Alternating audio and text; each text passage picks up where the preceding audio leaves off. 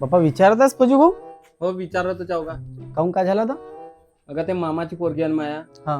ते बोलून नाही राहिली माझ्यासोबत. पहिले बोलत होती पण आताच नाही बोलत. केवढी काय तर डगर आहे का चांगली. आता यंदाच तर 10वीचे पेपर दिलं ना तिनं.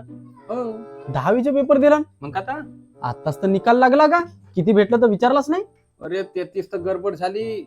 नापास झाली न ते एका विषयात. बाप्पा.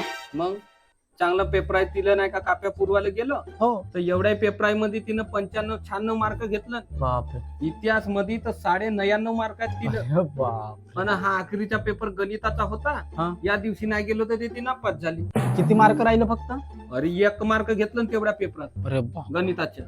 1+1 बरोबर 2 हा 1 लिहिलं. हा. न वर्गमूळ हा तो भागाकाराला तर सोडून गेला. माझ्या गाती. बाई ताडकून तर मग गेलास का नाही तर तू गेलो तर बया आपली समस्या नाही पाहिजे का का.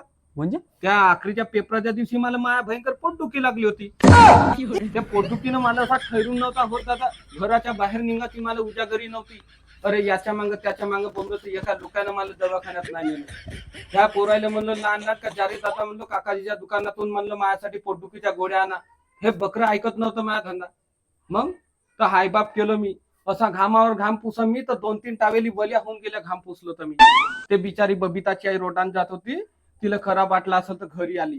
मला म्हणलं दादा तू धकारू नको घरची चहापत्ती खा आणि मग त्याच्यावर सांग कसा लागते तर. दादा तिच्या ते सांगल्यानं नाही का चायपत्ती खाल्लो ना असा मला आराम लागला का. मी खोटा नाही सांगत जलम भर त्या बबिताच्या आईचं नाव घेईन मी. त्या तिच्यापासून तिच्या नुकत्यानं मला आराम झाला म्हणून.